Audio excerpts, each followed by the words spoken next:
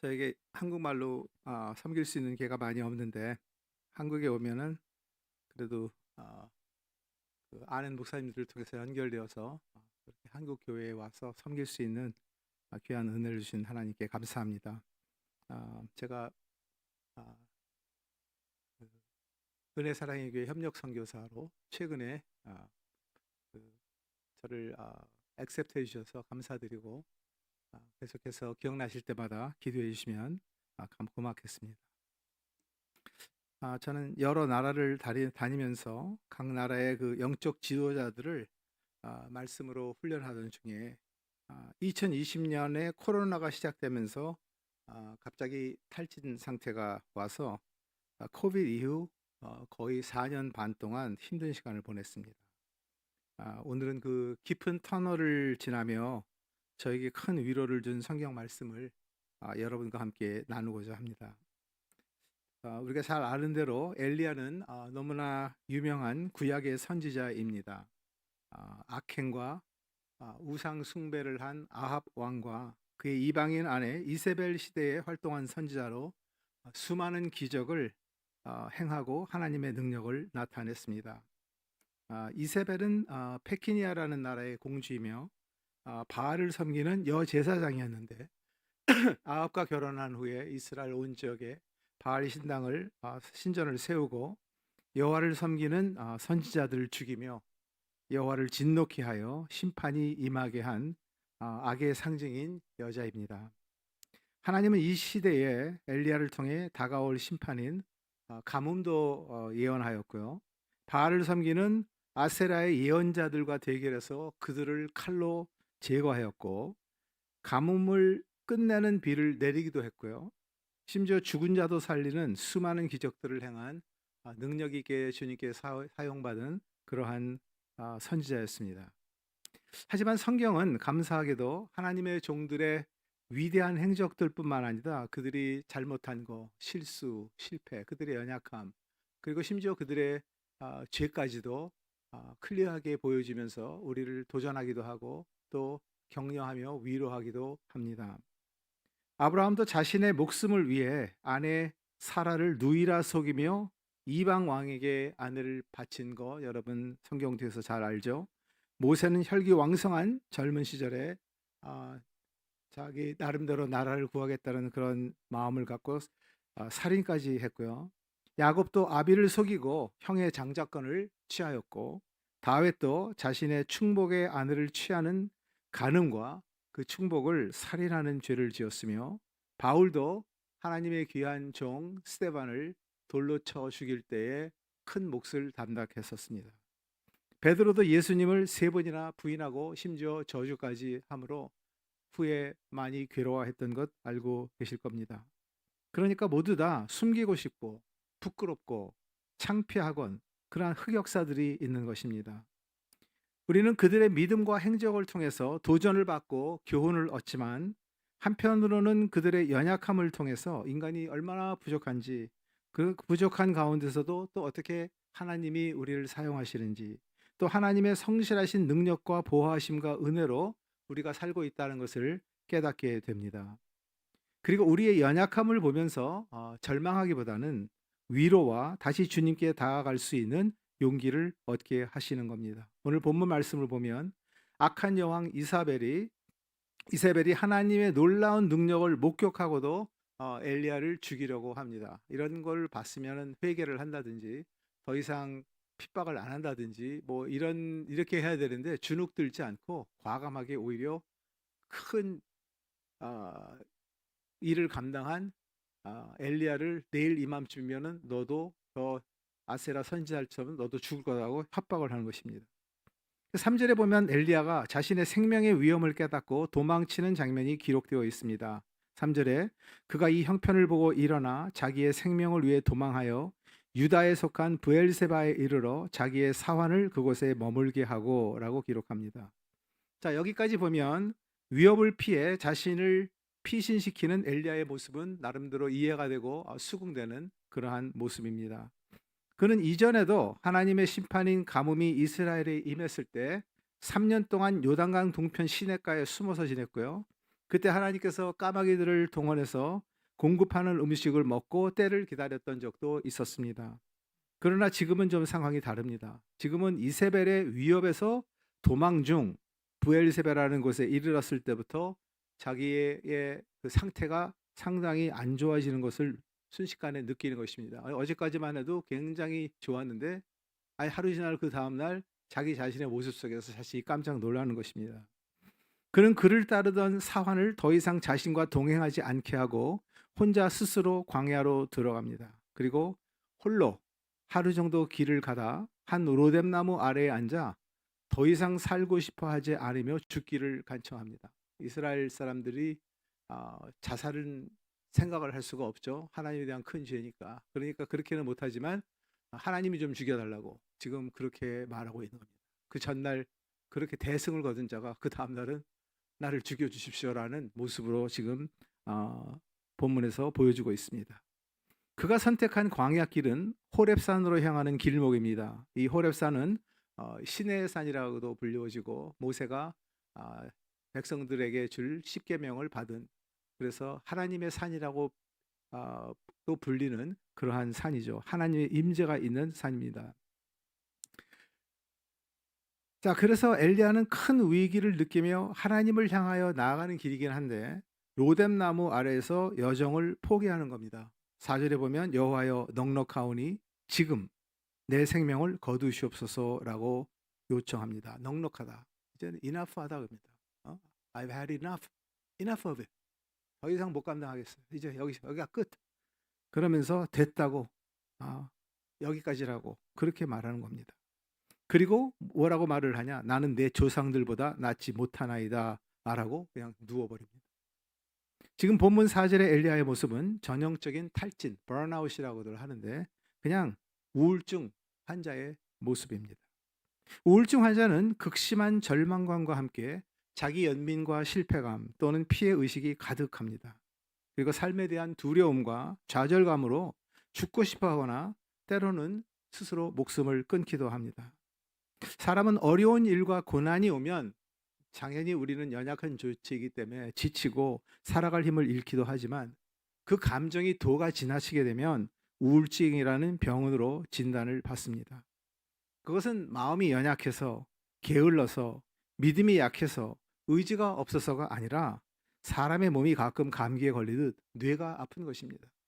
아담과 하와가 죄를 지음으로 그에 대한 죄에 대한 컨시퀀스로 우리가 영적으로 그 자리에서 죽임을 당해 하나님과 세퍼레이트 되는 컨시퀀스를 얻고, 그 다음에 피지컬리 이 세상에 살면서 각종 병과 참 어려움을 많이 걷는 아픔이 동반되는데 피지컬한 뿐만 아니라 멘털리도 여러 가지 그 멜펑션들이 일어나면서 거기에 대한 그 컨시퀀스가 주어지는 것이죠. 그래서 몸과 마음이 정상적으로 느끼고 생각하고 반응하지 못하고 과하게 브레인이 반응을 합니다. 왜 그럴까요? 병에 걸려서 그래요. 병의 케미스트리에서 부작용이 생긴 겁니다. 한국의 우울증 유병률은 36.8%로 OECD 국가 중 가장 높으며 치료율은 최저 수준이라고 메디게이트 뉴스에서 발표한 적이 있습니다. 청소년 사망 원인도 한국이 자살 1위라고 하죠. 가슴 아픈 일입니다. 심지어 목회자도 예외가 없습니다. 작년에 바나 리서치 그룹에서 미국에 있는 미국 목회자들을 위한 조사를 했는데 미국에 있는 담임 목사 5명 중 1명, 20%가 우울증으로 인해 스스로 자해를 하거나 자살하려는 생각을 컨템플레이트 했다, 숙고했다라고 대답했습니다. 어마어마한 숫자죠. 심지어 52%의 목회자들이 그들의 정신 건강에 대해서 전혀 도움을 받지 못했고요. 37%는 정신적 케어가 필요 없다고 답하고 13%, 10명 중에 1명 이상은 자신의 멘털 헬스를 돌볼 시간이 없었다고 대답했습니다. 돌봐야 되는데 여유가 없던 거예요. 바쁘게 하다 보니까. 한국은 그 쉐임 컬처죠. 수치 문화, 다시 말하면 체면 문화죠. 그래서 이런 병을 나타내거나 나누지 못하기에 적극적인 치료를 받지 못해 고생하는 분들이 참 많이 있습니다. 에덴 동산에서 하나님의 명을 어기고 타락한 순간 인간이 저주를 받으며 온갖 종류의 질병과 노화 그리고 영육의 죽음이 찾아온 것이죠. 어떤 사람들은 인간이 단세포에서 오랜 시간 진화를 통해 점진적으로 더 우월한 사람으로 진화했다고 가르치길 하나, 사실 우리가 말씀에 비춰보면 인간은 하나님이 처음 창조하셨을 때 영적, 심적, 육체적으로 가장 순전하였고 온전하였고 완벽했습니다. 인간뿐 아니라 지구의 모든 창조물과 생명체도 마찬가지입니다. 하나님의 임재를 떠나 땅도 저주 가운데서 환경적으로 열악해지고 창조물에게 돌연변이 같은 유전적 문제가 생기면서 인간의 수명도 짧아진 사실이 구약에 나와 있습니다. 그러므로 인간의 모든 질병과 죽음의 문제는 근본적으로 죄의 문제이며, 이것을 벗어난 온전한 사람은 단 한 사람도 없습니다. 모든 사람이 죄를 범한 것입니다. 그러나 하나님은 우리의 모든 연약함 가운데 그의 능력과 사랑과 성실하심을 나타내시고 치유하시며 온전케 하시는 좋으신 하나님이십니다. 우울증에 걸린 많은 사람들이 이웃이나 사회와 단절하거나 마음의 문을 닫고 칩거 생활을 하듯 엘리야도 똑같은 모습을 여기서 보이고 있습니다. 자기를 옆에서 내조하고 돕는 사환을 물리고 스스로 혼자 광야로 들어가 로뎀나무에서 그냥 누워버립니다. 혼자서. 그리고 자기 자신에 대해서 나는 내 조상들보다 낫지 못하다라고 말합니다. 사실 엘리야는 평생 하나님을 떠난 이스라엘 백성이 주님께 돌아오도록 헌신하면서 살아온 능력의 선지자였습니다. 그러나 그 많은 하나님의 능력을 경험했어도 이 순간, 지금 이 순간만 이세벨을 향한 두려움에 사로잡힌 이 순간에 자신의 연약함을 대면하게 되는 충격적인 모습을 자신도 발견하는 겁니다. 그리고는 도망치는 자신을 비하하며 죽여달라고 말하고 있습니다. 얼마나 자신에게 실망이 됐으면 사람을 두려워하면 주의 정도 아닌데 하나님을 플리즈하는 게 사도 바울의 가르침에서 우리가 갈라디아서 알 수 있듯이, 그런데 지금 자기가 이렇게 반응하는 걸 보면서 오히려 죽는 게 낫다고 죽여달라고 말하고 있습니다. 그러니까 죄의식, 수치감, 무력감, 좌절감을 느끼면서 그러는 것입니다. 그에게 심한 탈진과 침체의 시간이 다가오는 것입니다. 이전에 시냇가로 자신을 숨기며 3년의 시간을 보낼 때에는 두려움이 아닌 하나님의 인도와 그의 뜻에 따른 순종이었지만 지금은 다릅니다. 지금은 이세벨을 피해 도망가는 자신은 하나님보다 사람을 더 두려워하는 불신의 행위였기에 엘리야의 마음은 패배감과 자신을 향한 정죄 의식에 사로잡혀 있는 것입니다.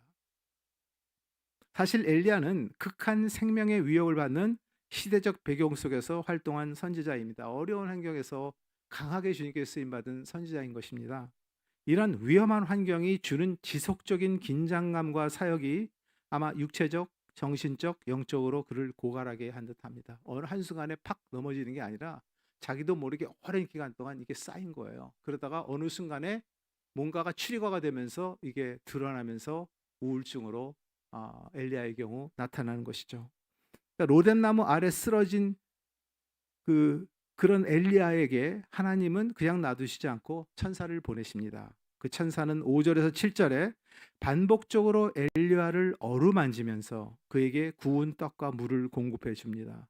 그러니까 부모들이 자신의 어린 자녀가 울거나 아플 때 어떻게 해요? 어루만져 주죠. 괜찮아. 아프지? 괜찮을 거야. 곧 회복돼. 엄마 아빠가 있잖아. 괜찮을 거야. 이렇게 하면은 그 부모의 어루만짐을 받은 자녀는 다시 새 힘을 얻고 다시 방으로 들어가 숙제도 하고 공부도 하고 자기의 길을 또 걸어가는 그러한 것을 우리가 잘 알 수 있죠. 그러니까 이런 케어와 어루만짐은 치유와 위로를 느끼게 하며 새 힘과 용기를 북돋아 줍니다. 천사의 어루만짐은 상처로 얼룩진 엘리야의 마음을 따뜻하게 감싸 안아 주었을 것입니다. 뿐만 아니라 사막 한가운데서 엘리야에게 숯불에 구운 떡을 공급하며 지친 엘리야를 수정들며 그가 육신의 회복을 얻도록 계속 먹고 자게 합니다. 먹이고 또 자게 하고 쉬게 하고 또 먹이고. 천사는 또 엘리야가 가야 하는 목적지 호렙산으로 향할 수 있도록, 주님 앞에 끝까지 나아갈 수 있도록 그를 리마인드 해주면서 권면해 줍니다. 7절에 보면은요, 여호와의 천사가 또 다시 와서 어루만지며 이르되 일어나 먹으라. 네가 갈 길을 다 가지 못할까 하노라라고 말하고 있습니다. 그러니까 여기에서 주님의 그 텐더하고 젠틀한 케어를 우리는 뼈저리게 느낄 수 있는 모습입니다. 여러분은 이런 섬김을 받은 적이 있습니까? 빈들이나 사막과 같은 위험과 극한 여러 어려움 속에 홀로 처했을 때 갑자기 하나님이 보내신 천사의 수정과 같은 사랑과 위로와 섬김을 받은 경험 잘 생각 보면 분명히 있으실 겁니다. 저는 많이 있습니다.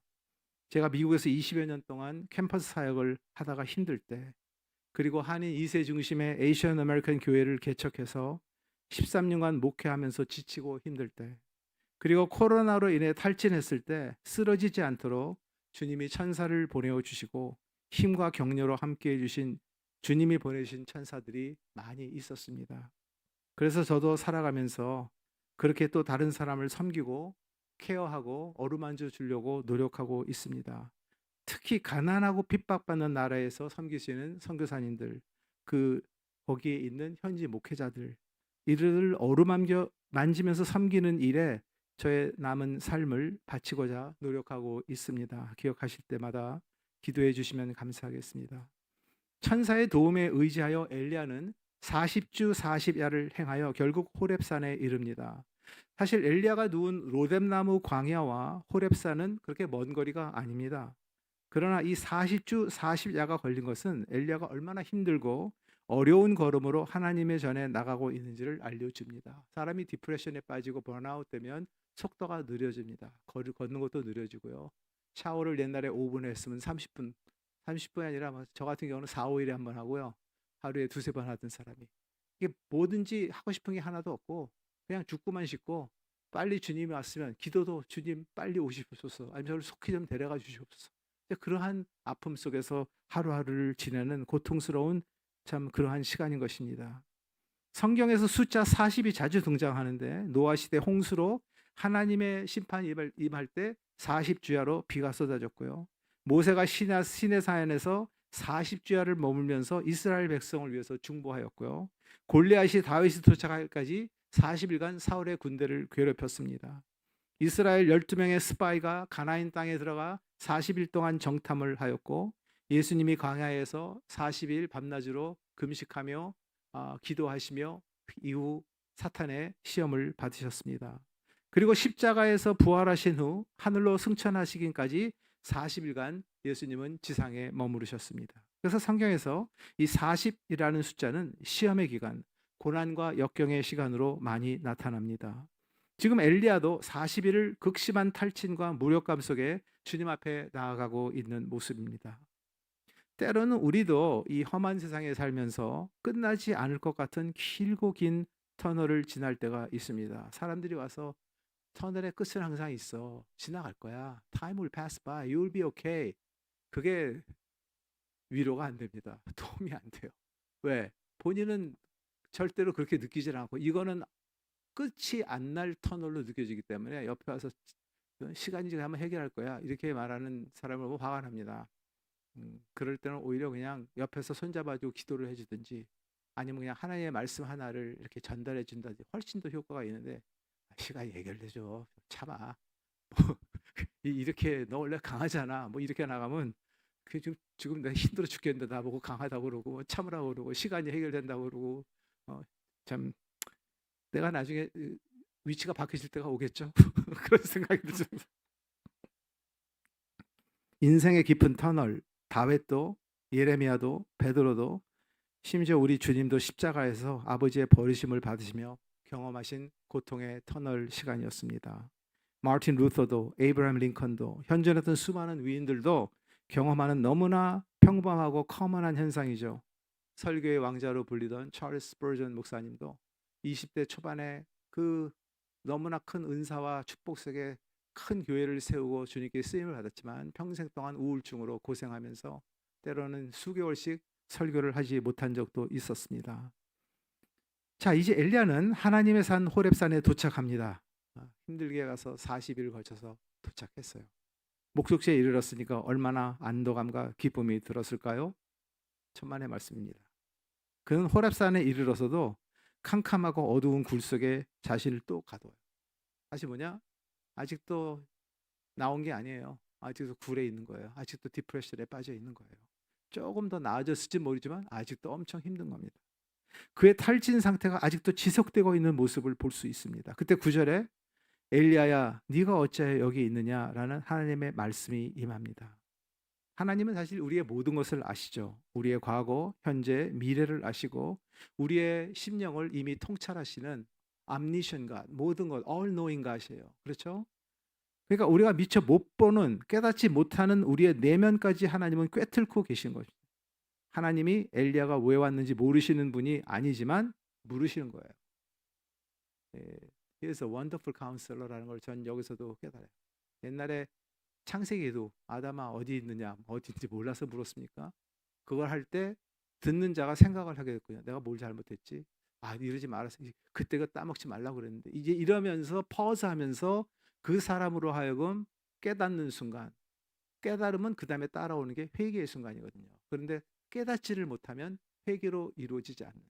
그래서 여러분 이 당시의 세대에 보면은 종교계의 지도자들이나 왕들이나 이런 사람들이 깨닫지를 못했어요. 경제적으로 하나님의 진노가 임해서 경제적인 파탄이 일어나고 지도자들이 부패하고 그리고 그냥 우상숭배와 각종 점성술과 이런 것이 왕래하는데 그거를 지적하는 이사야 선지자나 이런 선지자들의 말에 깨닫지를 못했어요. 왜? 귀가 없는 거예요. 들을 귀가. 깨닫지를 못하니까 회개가 없어요. 회개가 없으면 뭡니까? 남은 건 뭐예요? 심판만 나. 불쌍한 거예요. 여러분과 우리가 복음을 전할 때 귀가 안 들리는 사람 볼 때 제일 가슴이 아프죠. 깨닫지를 못해요. 그렇게 해도 못 깨달아요. 그거는 하나님이 깨우쳐 주셔야 돼요. 그래서 우리가 열심히 그 사람의 마음을 바꿔달라고 기도하고 사랑하고 섬기고 기도하고 끝까지 매달리는 그러한 우리의 책임이 있는 것입니다. 자, 이 질문은 자신의 마음과 상황을 스스로 성찰하고 고백하며 하나님께 나오게 하는 질문입니다. 이 똑같은 하나님의 질문과 엘리야의 대답은 13절에 반복적으로 되풀이됩니다. 참 좋은 상담가라는 말 우리가 들어보면 말을 많이 하는 사람이 좋은 상담가가 아니라 말을 많이 들어주는 사람입니다. 그래서 심리치료 방법 중에 Non-Judgmental Talking Therapy라는 상담법이 있습니다. 그러니까 환자들이 어떤 판단이나 지시나 가르침에 없어 자신들의 감정을 솔직히 자유롭게 다 표현하도록 도와주며 그들의 갈등과 고민되는 마음을 털어놓게 함으로 치유가 되게 하는 방법입니다. 그러니까 가슴이 아픈 사람은 해결책을 몰라서 찾아오는 게 아니라 내 마음을 이해해주고 공감해주고 위로해줄 사람이 필요해서 들어줄 사람이 필요해서 오는 거거든요. 그런데 거기다 대놓고 막 이거 잘못됐다 이걸 고쳐야 된다 이러면 된다 저러면 된다고 막 얘기를 하면 이제 남편들이 주로 많이 그러잖아요. 그 다음날 아침은 없는 거예요. 뭐 답을 몰라서 내가 왔나? 날 좀 이해해달라고. 그러면 보던 신문도 좀 제껴놓고 TV 끄고 눈과 눈을 보면서 많이 힘들지 여보. 얼마나 힘들까. 이러면 끝나는 건데 그게 아니라 듣기 전에 당신은 또 그래. 이렇게 하면 되잖아. 이제 그러면은 아내는 여기까지 올라오는 거죠. 그 해결이 하나도 안 되는 겁니다. 그러니까 사람들은 종종 가르쳐 줄 사람보다는 내 이야기를 들어줄 사람이 필요할 때가 더 많습니다. 저의 사역 중 한인 선교사님들을 섬기는 사역이 있습니다. 제가 유일하게 1년에 한 번씩 한국말로 하는 사역입니다. 6년 전부터 시작을 했는데 그 나라에 가서 그 나라에서 지치고 힘든 한인 선교사님들 10가정을 셀렉트해서 그들을 힐링하는 힐링 캠프를 합니다. 그래서 처음에는 치앙마이에서 했고 그 다음에는 일본에서 했고 그 다음에 볼리비아에서 했고 금년에는 에콰도어에서 하고 내년에는 탄자니아에서 합니다. 그래서 그들이 와서 강의 많이 안 하고 한두 개 해도 짧게 하지만 그분들이 다 서로 나눌 수 있게 도와주고 이를 위해서 한국, 미국 여러 곳에서 한 10명의 저와 섬기는 팀들이 와서 한국 음식도 해드리고 선물도 갖다 드리고 또 모든 세미나에 함께 동참하면서 선교사님들 이야기를 들어주고 그러면 선교사님들은 자기의 기도의 동역자들이 생기니 얼마나 힘이 돼요. 같이 간 성도님들은 선교사님들의 이야기를 들으면서 선교에 불이 붙고 힘이 나고 그래서 한번 저랑 이렇게 움직이는 가운데 한 번도 안 빠지고 계속 하시는 분도 있어요. 그분에게 힘이 자기가 다 자기 자비량으로 하는 거거든요. 모든 호텔비며 뭐며 모든 것을 다 하면서도 너무 좋아서 이거 1년에 한 서너 번 하면 안 됩니까? 그러시는 분들이 있는데 근데 저는 금년에 이제 이 라오스에서 핍박받는 목회자들 제가 만난 라오스의 많은 목회자들은 대부분 감옥에 갔다 왔고요. 가까운 사람이 죽임을 당했고요. 교회를 뺏기고 교회를 부서뜨리고 한 그러한 핍박을 많이 받은 도시에 있는 교회가 아니라 지방 쪽에 있는 교회 목회자들이에요. 그래서 저는 그들에게 숨어서 집에서 예배를 보는데 그들을 도와서 좀 그 집이 좀 좁아서 많이 못 모이는데 숫자는 늘으니까 집을 좀 조금 더 개조해서 조금 더 크게, 돈 많이 안 들어요. 한 만불만 도와주면 훨씬 더 크게 지을 수 있어요. 이런 식으로 앞으로 계속 돕고자 합니다. 네, 인도하시면은 라오스뿐만 아니라 제가 발 담는 나라들마다 어려운 선교사들 또는 특별히 현지 목회자들을 힐링을 통해서 캠프하는, 저들을 새롭게 하는 어루만짐의 사역을 제가 하고자 하는 그러한 소망이 있고 계속 기도하고 있습니다.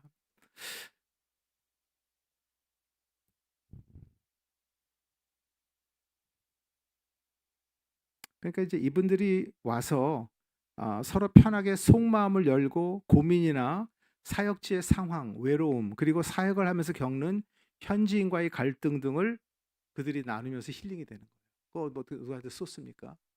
근데 와서 사실 선교사들에게 많이 필요한 게 그런 걸 나눌 수 있는, 마음에 이걸 나눌 수 있는 사람이 필요한데 없어요. 선교사들끼리 하면 되잖아. 천만의 말씀. 선교사들 때문에 싸우고 그 철수하는 게 넘버 원이에요. 넘버 원 리즌이, 제가 대학교를 졸업하고 저희 선교단체에서 4명의 형제들 데리고 인도네시아로 들어가서 2달 동안 전도 집회를 했어요. 그때는 제가 빌리그레함처럼 되는 게 꿈이어가지고 4명을 이끌고 인도네시아 전 지역을 돌아다니면서 텔이라는 단체, 로이 라버슨이 창시자인데 그 미국 내비게이터 선교회의 넘버 원 미셔너리, 중국으로 간 미셔너리예요. 그 사람이 창시한 그 텔이라는 단체에서 인도네시아 담당이 이제 로렌스 펜타우라는 목사님이었는데, 그래서 그냥 거기서 하루에 2번 내지 3번씩 설교하면서 2달을 했는데, 그걸 마친 결과 저의 결론은 나는 절대로 빌리그램이 안 되리라 했어요. 왜냐? 발전이 없어요. 딱 10개면 돼. 설교 10개면 계속 돌아다니면서 그거 돌리는 거야. 새로 만들 필요가 없어. 만들어봤자 얘네들보다 못해요. 이거 얘네들 이게 하루아침에 나온 게 아닌데. 그러니까 내가 뭐 말씀을 게을리하게 되고 이게 준비도 안 하게 되고 10개로 내 평생을 먹고 살 수 있는 거야. 참.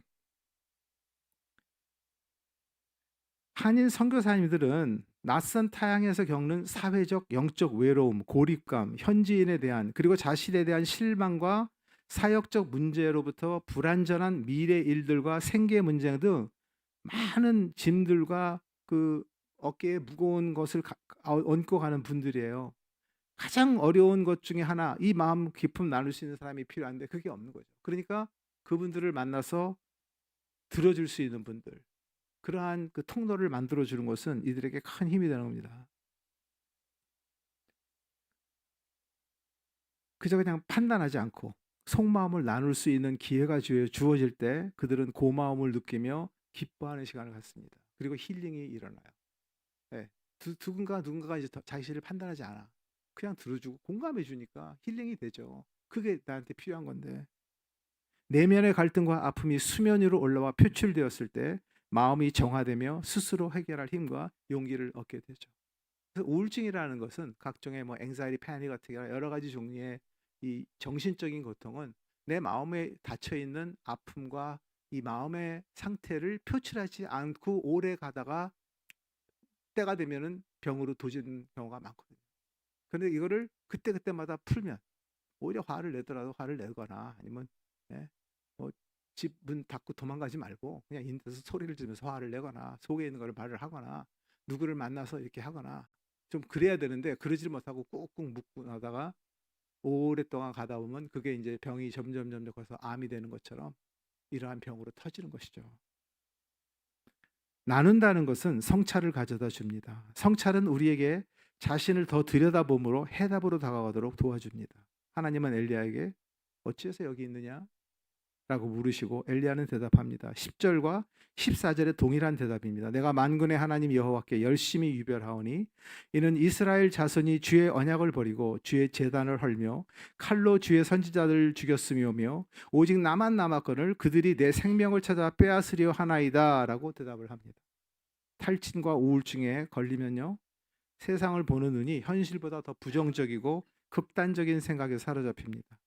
필요 이상의 자기 연민과 잘못된 현실 감각, 그러니까 리얼리티를 디스토트해서 보여요. 이게 변질되고 굴곡이 있어 보이는 거예요. 정확하게 안 보이고. 그렇게 사로잡혀 가지고 앞으로 나아가지도 못하고 매사에 자신감을 잃고 부정적으로 변하게 되는 것입니다. 그리고 자기 중심적으로 바뀌고 방어적으로 사람을 바꿉니다. 자기를 방어하기 시작을 하면 회개의 길이 없어져요. 그걸 인정해야 되는데 인정을 못하는 걸로 가는 것이 이 영적 침체의 모습 속에서 나타나는 하나의 모습이기도 합니다. 내가 이렇게 다른 사람들보다 더 열심으로 하나님을 따르고 순종하며 섬겼지 않습니까, 주님? 근데 다 죽고 나만 남았어요. 근데 이제 나머지 죽이려고 해요. 이렇게 나가는 거예요. 그렇게 하면서 과하게 비관적으로 바라보며 두려워하고 있습니다. 지금 엘리야의 모습은 바로 전장 18장의 모습과 너무도 대조되는 상황입니다. 그렇게 수많은 백성들 앞에서 담대하게 싸우고 기도하고 승리한 엘리야의 모습 19장에서 전혀 찾아볼 수 없습니다. 성도 여러분, 어제의 믿음이 내일의 믿음이 될 수 없고요. 어제의 승리가 내일의 승리가 될 수 없습니다. 어제의 열정이 내일의 열정으로 지속되고 어제의 확신이 어제의 능력이 내일의 확신과 능력이 될 수 없다는 것입니다. 인간은 연약하며 쉽게 쓰러질 수 있는 존재입니다. 그래서 우리는 매일매일 말씀을 통해 새로워져야 하고 매일매일 하나님께 나아가 기도하고 그분을 의지해야 우리가 하루하루 주 안에서 승리하며 살아갈 수 있는 것입니다. 매일 가난한 마음으로 주님께 매달려야 합니다. 가난한 마음이 poor in spirit, 가난한 마음 있는 사람을 happy are the poor in spirit, 행복하다고 성경은 말합니다. 참된 행복을 얻으려면 내가 가난해져야 돼요. 다시 말하면 나는 아무것도 아니야. 나는 bankrupt 된, 파산된 사람이야. 그러면은 누굴 찾습니까? 하나님을 찾아. 근데 그게 없으면 하나님 안 찾아요. 하나님 예수 구세주로 모시지 않습니다. 그래서 여러분이 전도할 때 80%는 뭐에 집중해야 돼요? 그 사람이 죄인이라는 것을 강하게 심어줘요. 한 2, 3년 동안 너는 죄인이라는 걸. 그래서 그 사람이 나는 죄인이야. 그러면 그때 굿뉴스를 전하면 돼. 확실합니다. 그게. 그냥 만나는 순간마다 하나님이 너 사랑해. 지옥 가기 싫지? 내가 기도하는 거 따라해. 그러면 너 찬당 가. 그러면 누가 안 믿겠어? 기도해. 그러면 또 성경 구절 몇 개 찾아서 너는 이제 구원받았어. 네 안에 예수님이 계셔. 이제 찬당 가는 거야. 이렇게 나가니 이상한 신도들이 얼마나 많은지. 이름도 많아요. 나미널 크리스천, 이름뿐인 크리스천. 메리고라운드 크리스천, 뱅뱅 도는 똑같은 크리스천. 그 다음에 롤러코스터 크리스천도 있어요. 업앤다운. 참나. 그 다음에는 이건 아주 월스트한 건데 카널 크리스천, 육적인 크리스천이 있대. 또 여러분 크리스천이면 크리스천이고 아니면 아니지. 뭐 그건 딴 얘기니까. 자, 성경은 엘리야의 가장 강한 모습과 가장 약한 모습을 두 장으로 나열하며 우리로 하여금 깨닫게 하십니다. 주님의 은혜와 도우심과 그의 능력과 긍휼로 말미암지 않고는 우리는 아무것도 아니고 아무것도 할 수 없는. Apart from me, you can do nothing. 포도나무이신 주님의 거하지 않으면 우리는 아무런 열매를 맺을 수 없는 We are nothing이에요. 고린도전서 15장 31절에 바울도 그래서 뭐라고 해요? 나는 날마다 죽는다 하면서 하나님께 클링하죠. 빌립보서 3장 13절에서도 형제들아 나는 아직 내가 잡은 줄로 여기지 않아.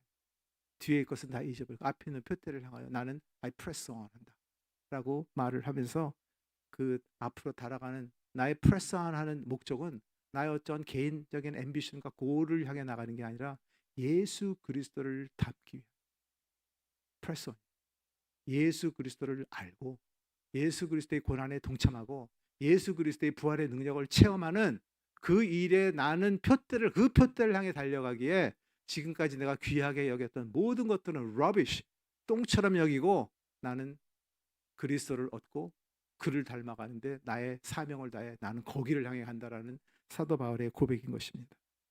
신앙의 여정은 매일 새롭게 나아가는 싸움입니다. 하나님은 엘리야에게 너는 나가서 여호와 앞에서 산에 서라고 말씀하세요. 11절에 여호와께서 이르시되 너는 나가서 여호와 앞에서 산에 서라 하시더니 여호와께서 지나가시는데 여호와 앞에 크고 강한 바람이 산을 가르고 바위를 부수나 바람 가운데 여호와께서 계시지 아니하며 바람 후에 지진이 있으나 지진 가운데도 여호와께서 계시지 아니하며 또 지진 후에 불이 있으나 불 가운데도 여호와께서 계시지 아니하더니 불 후에 세미한 소리가 있는지라. 그러니까 하나님은 엘리야를 굴 안에서 나오게 하시고 그 앞에 이제 서게 하십니다. 그리고 크고 강한 바람과 지진과 불을 보여주십니다. 불과 바람과 지진은 성경에서 성령의 역사가 일어날 때 많이 언급됩니다. 18장에서 바알 선지자들과 대적 시 불이 하늘에서 제단으로 떨어지며 하나님이 임재하셨고요. 그 후 엘리야가 갈멜산에서 꼭대기에서 기도할 때 구름과 바람이 일며 큰 비가 내리면서 가뭄이 끝나는 능력이 임했습니다. 그러나 호렙산에 서 있는 엘리야 앞에서 산을 가르고 바위를 부수는 위력의 바람과 지진과 불을 나타내시긴 하는데 여호와께서 계시지 않다고 말하는 거예요. 참 황당한 시간입니다. 여호와는 지나가시는데 그 속에 계시지 않다고 말합니다. 엘리야가 경험했던 기적, 제단을 태운 하늘에서 내려온 불과 가뭄을 멈추게 한 바람이 지금 또 지나가는데 그때 제단에서 가멜산에서 함께 하시던 하나님의 능력과 임재가 지금은 없다. Where is he? I don't feel anything. He's not here. 그렇게 느끼는 거예요. 하나님의 부재, the absence of God. 헨리 나운이 여기에 대한 이야기를 많이 했죠. 우리 그리스도를 따라가는 사람에게 하나님이 허락하는 것 중에 하나가 absence of God. 하나님이 나를 완전히 떠나고 없는 것 같은 체험을 하게 돼요. 그런데 그 체험을 하기 때문에 presence of God, 나중에 하나님의 임재하실 때 그게 얼마나 귀하고 좋은지를 깨닫게 한다라는 그러한 이야기를 종종 헨리 나운이 했었어요. 그거예요. absence of God. 아프고 죽고 싶고 무력감과 세상에서 나만 홀로라는 고립감 속에 주님 앞에 나와왔지만 그는 늘 충만했던 여호와의 능력과 임재를 느끼지 못합니다. 얼마나 힘들까요? 그때 내가 정말 이젠 주님밖에 없는데 주님만 소망하며 살아오고 하나님만 순종하고 내 삶을 드리고 헌신했는데 나에게 남은 건 결국 생명을 끝없이 위협하는 고난의 연속이고 이렇게 40일 주야로 죽을 힘을 다해 주님께 나왔는데 더 이상 아무것도 할 수 없는 나에게 마치 등을 돌리신 듯한 주님의 부재를 느낄 때 그 마음이 얼마나 고통스럽겠습니까? 아마 지금 이곳에 함께 하시는 분들 중에도 이런 경험을 하신 분들이 많이 있으리라 생각이 됩니다. 하나님은 가끔 그가 사랑하는 자들에게 침묵하실 때가 있습니다. It is the dark night of the soul. 있어요, 그럴 때가. 사랑하는 사람이 침묵하고 내게서 멀어지는 고통은 극심한 아픔입니다. 하나님의 부재에는 여러 가지 이유가 있을 수 있습니다. 물론 죄가 원인이 될 때도 있겠죠. 그러나 이 시간은요, 하나님이 사랑하는 모든 자에게 주시는 연단의 시간이요. 하나님의 자녀이기 때문에 그 체스타이스먼트를 하시는 거예요. 디스플린이 있는 거예요. 하나님 자녀 아니면 그냥 내버려둬요. 암만 뭐 잘못된 길로 가도 who cares. 그러나 하나님의 자녀니까 하나님은 절대로 그냥 그렇게 나게 연단의 기간을 주세요. 그리고 이 시간은 기다리는 시간이에요. 그리고 준비시키는 시간이에요. 그리고 테스트 받는 시간이에요.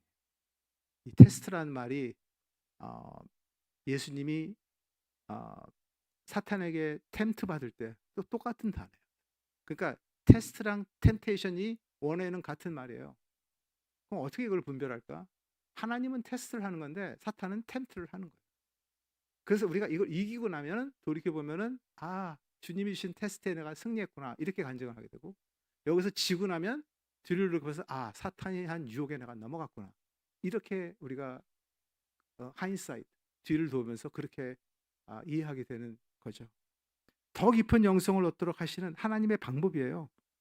시편 22편 1절 다윗은 나의 하나님이여 나의 하나님이여 어찌하여 나를 버리셨나이까 어찌하여 나를 돕는 일로부터 또 나의 울부짖는 말로부터 멀리 떨어져 계시나이까 라고 말을 했고요. 예수님도 엘리 엘리 라마 사박다니 하나님 왜 저를 버리시나이까. 그 일이 얼마나 힘드셨으면 다른 건 몰라도 이 컵만은 나에게서 옮길 수 있으면 옮겨달라고. 왜냐하면 인생의 모든 죄를 다 그분이 짊어지고 가는 the wrath of God, 하나님의 저주, 여러분과 제 모든 믿는 자들이 받아야 할 저주를 예수님이 다 가지고 그 진노를 하나님으로부터 대신 받았다는 그거는요 상상을 할 수 없는 고통이에요. 피지컬한 거는 여러분 제가 암으로 고생하면서 디프레션도 고생했던 분 만나봤는데 그분은 암은 아무것도 아니라고 그래요. 디프레션이 그만큼 무서워. 그러니 예수 그리스도가 거기서 이 멘털리 경험했던 그 하나님과 그러니 그런 말이 입에서 나오는 거예요. 아버지 왜 나를 버리시나? 그런데도 그 길을 가신 이유가 있어요. 예수님은 하나님을 기쁘시게 하는 것을 제일 좋아하십니다. 그러니까 이게 아버지가 기뻐하시는 길이니까 가는. 많은 사람들이 여러분과 저를 구원하기 위해서 예수님이 죽었다고 생각하죠. 맞습니다. 하지만 그 이상으로 그거보다 먼저 예수님은 하나님의 영광을 위해 십자가에 돌아가신 거예요. 하나님을 위해 돌아가신 거예요. 여러분과 저는 세컨더리. 근데 우리는 너무 이기적이라서 나를 사랑하셔서 나를 도와주신다. 이렇게 나가면서 그 다음에는 또 다른 디스토트 비유로 우리가 하나님에 대한 사랑으로 포커스를 반대로 가죠. 마치 내가 하나님을 사랑하는 것처럼. 그래서 찬양에도 내가 하나님을 사랑한다는 노래가 언제부터인지 많아졌어요. 약간 걱정이 돼요. 좋은 고백이긴 하지만 당신이 정말 주님을 사랑한다면 하나님의 계명을 지켜야 되는데 하나님의 계명을 지키는 모습은 안 보이고 입만 사랑한다고 그러니까 많은 사람들이 헷갈려해요. 그러니까 크리스찬인지 아닌지 헷갈려하는 그런 사람들도 있잖아요. 엘리야도 40일을 주야로 걸어 호렙산까지 왔음에도 불구하고 이런 하나님의 부재의 시간을 보냈습니다. 그는 에녹과 함께 구약에서 죽음을 경험하지 않고 하늘로 승천한 선지자임을 우리는 성경을 통해 잘 알고 있습니다. 그럼에도 하나님의 부재를 느끼는 힘든 시간이 그에게 주어진 겁니다. 드디어 불이 지난 후 엘리야는 세밀한 소리를 듣습니다. 이 세미한 소리는 영어로 a gentle whisper, a quiet whisper로 번역되었는데 히브리 원어로는 다악데마마라는 말인데 이 단어는 대단히 섬세하고 미세함을 강조한 단어로 외적인 강약의 소리를 나타내기보다는 내적인 음성으로 하나님의 영적인 임재와 감화를 나타날 때 쓰이는 말이에요. 그러니까 이전에 하나님이 불과 바람과 구름으로 기적을 보이는 능력을 엘리야에게 베푸시며 많은 사람들에게 퍼블릭컬리 엘리야를 사용하셨지만 지금은 그런 방법이 아닌 gentle whisper로 오직 엘리야만을 향해 아주 퍼스널하게 개인적으로 프라이빗하게 그에게 임재하시며 말씀하시는 것입니다. 즉 하나님이 우리에게 자신을 self reveal 하실 때 He's a self revealing God. 항상 그분을 가르쳐 주시고 알려주기를 원하기 때문에 우리가 자꾸 말씀에 들어가서 그분의 뜻을 알고 그분을 배워야 되잖아요. 예수 그리스도를 배울 수 있는 제일 좋은 방법은요. 늘 복음서를 가까이 하는 거예요. 그러면 예수님을 제일 많이 만나요. 저는 복음서를 그냥 늘 복음서를 옆에 두고 살아요. 왜? 거기 예수님 하신 말씀이 거기 다 있고요. 예수님 하신 행위가 거기 다 있어요. 그러니까 복음서에서 많은 시간을 보내면 예수 그리스도를 닮아가는데 큰 도움이 돼요. 복음서는 이렇게 읽다가도 종종 가서 복음서를 읽고 또 읽고 그 다음에 교리적인 차원에서는 에베소서를 묵상해서 하루에 한 번씩 읽으세요. 한 3, 4개월을. 그래서 에베소서가 다 들어오게. 그러면서 카멘터리 좋은 거 해서 일일이 목사님 따라 찾아가서 물어볼 수 없으니까. 그래서 카멘터리를 통해서 내가 하는 것이 제대로 가는지 연구해보고 그렇게 해서 한 5, 6개월 동안 그걸 마치면 그 다음에는 뭐 요한복음으로 들어가. 요한복음은 하루에 다 읽기는 좀 길죠. 21장이니까. 그러면 하루에 7장씩 3일에 걸쳐서. 왜냐하면 책이라는 게 처음부터 끝까지 읽어야 기억에 남지. 이거 뭐 오늘 5장, 내일 1년에 한 번씩 성경을 통독해서 10년을 했는데 성경이 다 들어와 있으니까 No. 그렇게 마스터 못해요. 성경은 반복적으로 집중해서 해야 돼요. 그래서 저는 저에게 quiet time, devotional time이라는 건 없어요. 저에게는 오직 말씀을 연구하는 시간뿐. 모든 시간을 쪼개서 전부 성경 공부에만. 여러분 거기에서 컨빅션이 와요. 거기에서 정말 삶의 변화가 일어나요. 말씀을 그런 여기 젊은 분들 계신데 하루에 1시간 반만 투자해요. 지금 내가 말한 방법으로. 그러면 40년이 지나면 신약은 끝낼 수가 있어. 구약까지는 못해도. 구약은 제가 해봤는데 이사야서 갖고 그렇게 하다가 죽는 줄 알았어요. 무슨 놈의 심판이 그냥 이집트에 대한 심판 뭐에 대한 내가 이걸 뭘 이렇게 해야 돼 그냥. 그래서 내가 구약은 그런 식으로 공부 안 해. 신약만. 그러니까 하나님이 자신을 그렇게 리빌 하시는데 여러 다른 모습이 있다는 거예요. 옛날에 했던 똑같은 방법이 아닌 이번에는 아주 잔잔한 하나님의 말씀이 내적으로 나에게 다가오면서 그분의 메시지를 전달해 주시는. 그러니까 성령의 임재가 불같이 임할 때도 있고 바람같이 임했을 수도 있고 물 같을 수도 있고 방망이 같을 수도 있었지만 지금 엘리야에게는 그토록 간절히 절박하게 처절하게 기다리는 엘리야에게는 하나님의 음성으로 하나님의 말씀으로 다가옵니다. 그만큼 말씀이 귀한. 그 순간 그는 겉옷으로 얼굴을 가리우고 나가서 굴 어기로 나가섭니다. 이제는 하나님이 굴 밖으로 나가라 명하셨는데 이제는 지가 스스로 굴에서 나가요. 많이 힐링됐죠? 그리고 하나님은 또 다시 같은 질문을 하세요. 엘리야도 또 같은 대답을 합니다. 그러나 이번엔 새로운 말씀과 약속을 주십니다. 15절에 보니까 너는 내 길을 돌이키라. 이제 이 말씀을 듣는 준비가 됐어. 이제 돌이켜라 말씀하세요. 그러니까 사명이 있는 자리로부터 도피해서 광야로 나온 엘리야에게 이제 더 이상 막다른 골목이고 낭떠러지다라고 생각하는 엘리야에게 다시 가야 할 길, 아직도 끝나지 않은 길, 소명의 길, 새로운 길로 목적과 방향을 인도해 주시는 거예요. 얼마나 귀합니까? 주님의 인도하심이. 그뿐 아니라 구체적인 일을 또 가르쳐 주시고 사람을 세우게 하세요. 아람과 이스라엘의 두 왕들을 세우고 그들을 통해 앞으로 여호와 하나님이 무엇을 행하실지를 말씀해 주십니다. 악인을 향한 하나님의 보응을 알려주시고 이 약속의 말씀으로 두려움에서 벗어나 확신과 믿음에 엘리야가 다시 거하게 하십니다. 그리고 그의 잘못된 생각을 바로 잡으십니다. 하나님은 바알에게 무릎 꿇지 않은 남은 자가 7천 명이나 더 있음을 알려주심으로 그가 혼자가 아님을 알게 하십니다. 저는 이 남은 자에 대한 묵상을 1년 반을 하면서 남은 자에 대한 메시지를 나눈 적이 있어요. 몇몇 교회에서. 이 남은 자의 여러분과 제가 있어요. 여러분 남은 자에 대한 성경을 연구해서 공부해 보면 이 세상에서 저 사람은 천당 갈 수 있다고 생각했는데 남은 자가 아닐 수도 있겠다라는 의심이 들 일들이 많이 있어요.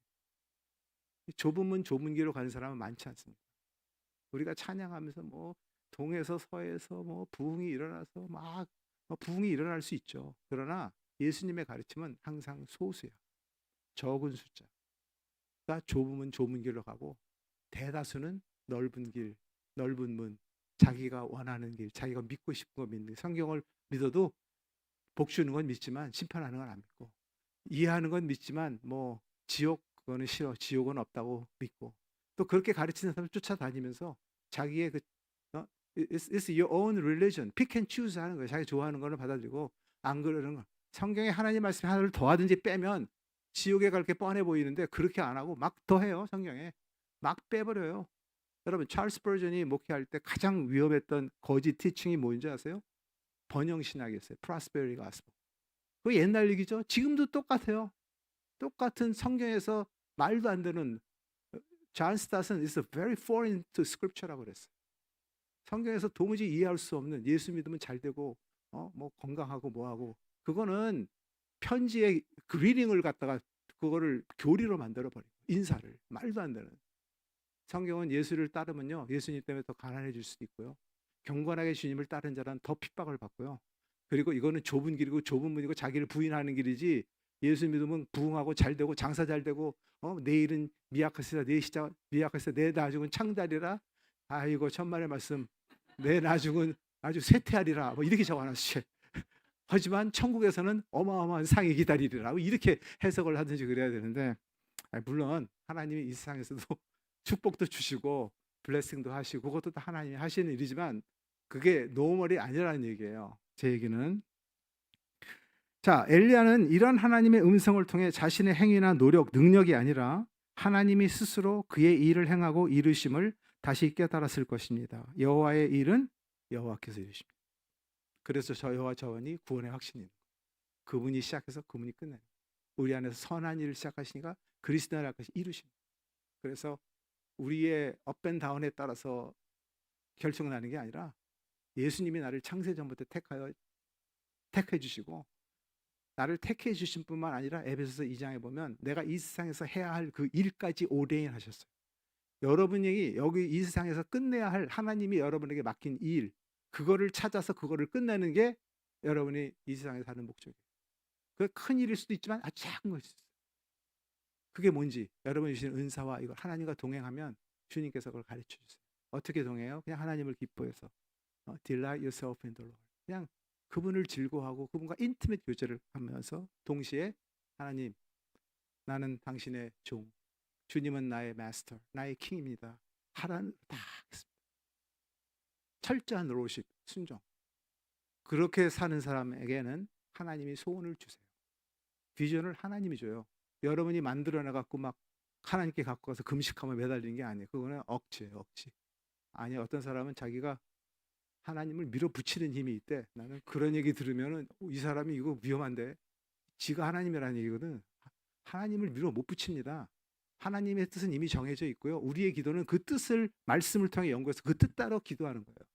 그 통도를 하나님이 들으시는 거예요. 그러니까 우리는 그냥 말씀에 의해서 그대로 아멘, 아멘 이렇게 해주십시오. 네, 좋습니다. 그렇게 하셔야 됩니다. 하늘의 나라가 이 땅에 임하게 하십시오. 이렇게 하면 하나님의 그 뜻이 이루어지는데, 그 이루어지는 거를 하나님이 참 겸손하게도 우리의 기도라는 통로를 통해서 우리와 함께 파트너십으로 일하시는 그렇게 겸손한 하나님이세요. 우리는 그저 순종을 통해 하나님의 나라의 도구로 사용받을 뿐입니다. 그의 보이지 않는 주권 속에 우리 모두 살고 있음을 믿고 믿음과 순종으로 환경에 지배받거나 두려워하지 말고 하나님의 약속 위에 서야 합니다. 이것이 우리가 해야 할 일임을 잊지 말아야 합니다. 그리고 하나님은 새로운 만남, 엘리사와의 만남을 통해 엘리야가 다음 세대를 위해 준비하도록 인도하십니다. 엘리사는 엘리야가 하늘에 승천하기까지 엘리야를 떠나지 않고 옆에서 함께한 충실한 지혜자입니다. 열왕기상 19장은 엘리야가 엘리사를 부르면서 막을 내립니다. 엘리야는 위기의 순간에 자신의 삶이 끝났다고 생각하면서 죽기를 간청했지만 주님은 그를 살리셨습니다. 여러분도 주님이 여러분을 여러 번 살리셔서 지금 여기 있는 거고요. 앞으로도 또 살리셔서 계속 주님 앞에 있을 거예요. 그냥 넘어지는 거 두려워하지 마세요. 우리는 넘어져요. 연약하니까. 육을 달고 사니까. 의로함을 받아서 우리는 의인이지만 리포머들이 말하듯이 우리는 의인임과 동시에 또 죄인이에요. 그래서 우리는 또 스탬블해요. 넘어져요. 하지만 위로가 있죠. 그것조차도 십자가에서 다 해결하신 거예요. 과거, 현재, 미래 모든 죄 다 가져가시니까 여러분이 스탬블 했을 때 그것 때문에 낙담할 필요가 없어요. 그냥 내가 이렇게 약하구나, 잊지 말아야지 하면서 툭툭 털고, 하나님이 다시 죽었는데 이거 다 하시고 나를 택해 주셨는데, 그리고는 다시 더 열심으로 주님을 따르고 섬기고 나아가야 하는 거예요. 병든 그의 몸, 그의 상한 마음, 잃어버린 꿈과 소망과 열정을 회복시키시고 그의 달려갈 길을 피니시 웰하게 하신 주님이십니다. 하나님은 상한 갈대도 꺾지 않으시고요, 꺼져가는 심지도 다시 살리시고요, 우리의 지친 몸과 마음과 영혼을 어루만져 주시는 정말 사랑과 은혜가 풍성한 우리의 아빠, 우리 아빠예요. 우리는 유교 그것 때문에 아빠라고도 못 부르고 아버님, 어린애가 아버님 그러면 아주, 요새는 길 가다 저한테 뭘 물어보면 내 어르신, 그럴 때는 아주 아버님도 아니야, 이들 어르신이네. 나 정말 거리감을 확 느껴요. 여러 가지로 인티머시는 없어. 나는 그냥 어르신이야. 늙었구나. 참, 세상에. 내가 결코 너희를 버리지 아니하고 너희를 떠나지 아니라고 히브리서 13장 5절에 주님은 약속하십니다. Never, never will I forsake you. I will never leave you. 그게 하나님의 약속. 느끼지 못해도 나는 절대로 너를 떠나지 같이 한계다는 신실하시고 변치 않으시는 하나님의 약속입니다.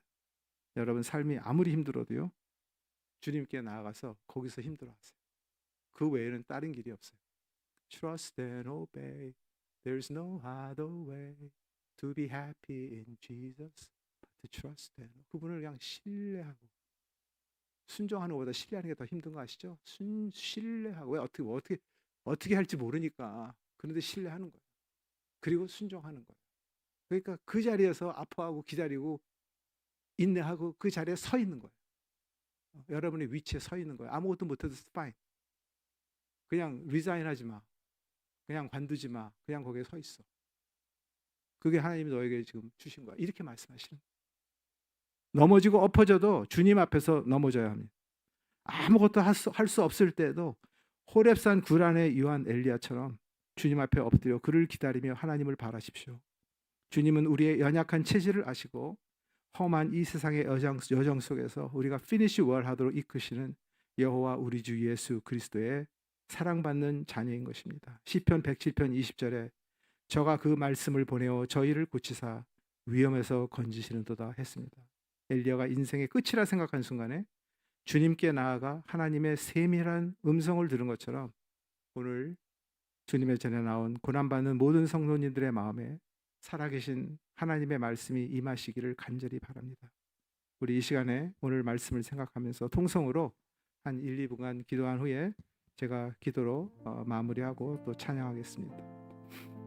사랑해 주님, 감사합니다. 저를 창세전부터 택하여 주시고 불러주시고 사랑하여 주시고 그 많은 어려움과 고통 가운데서도 우리를 붙드시고 어루만져 주셔서 우리가 지금 여기에 있습니다. 심지어 우리가 당하는 지금의 고난과 어려움도 아버지 하늘나라에 갔을 때 주님과 누릴 그 영광에 비하면 아무것도 아닌, 그래서 주님이 주신 고난이 나에게 더 좋은 것을 천국에서 주시려는 하나님의 사랑의 선물이구나, 이게 선물이구나 감격할 수 있도록 도와주시고, 천국에서 더 좋은 걸 주시고자 하시는 하나님의 그 큰 사랑이 우리로 하여금 이 세상에서 고난을 받게 하지만 하나님 그 고난이 주님이 우리에게 주신 선물임을 기억하면서 하나님 앞에 나아가는 저희들이 될 수 있도록 도와주시옵소서. 기도하겠습니다. 내가 항상 주와 함께 하니 주께서 내 오른손을 붙으셨나이다. 주의 교훈으로 나를 인도하시고 후에는 영광으로 나를 영접하시리니 하늘에서는 주 외에 누가 내게 있으리요 땅에서는 주밖에 내가 사모할 리 없나이다. 내 육체와 마음은 쇠약하나 하나님은 내 마음의 반석이시요 영원한 분깃이시라. 하나님께 가까이 함이 내게 복이라.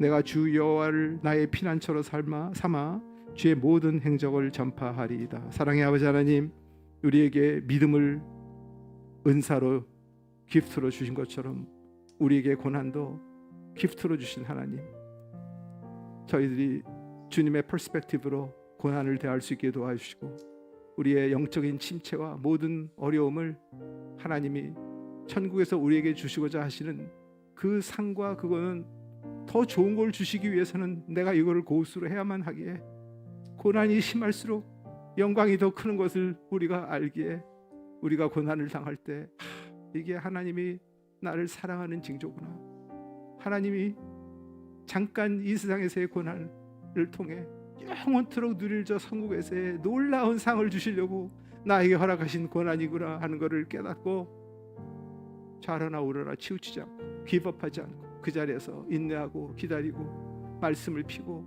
주님이 회복할 때까지 기다리며 맡은 바 일에 작은 것이라도 계속해서 꾸준히 해나가는 그러한 우리 성도들이 될 수 있도록 은혜 베풀어 주시옵소서.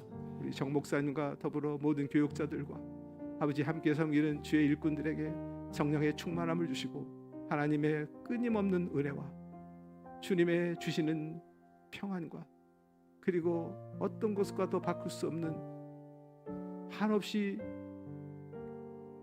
주님을 섬길 때 주시는 그 기쁨이 충만하도록 은혜 베풀어 주시옵소서. 예수님의 이름으로 기도합니다. 아멘.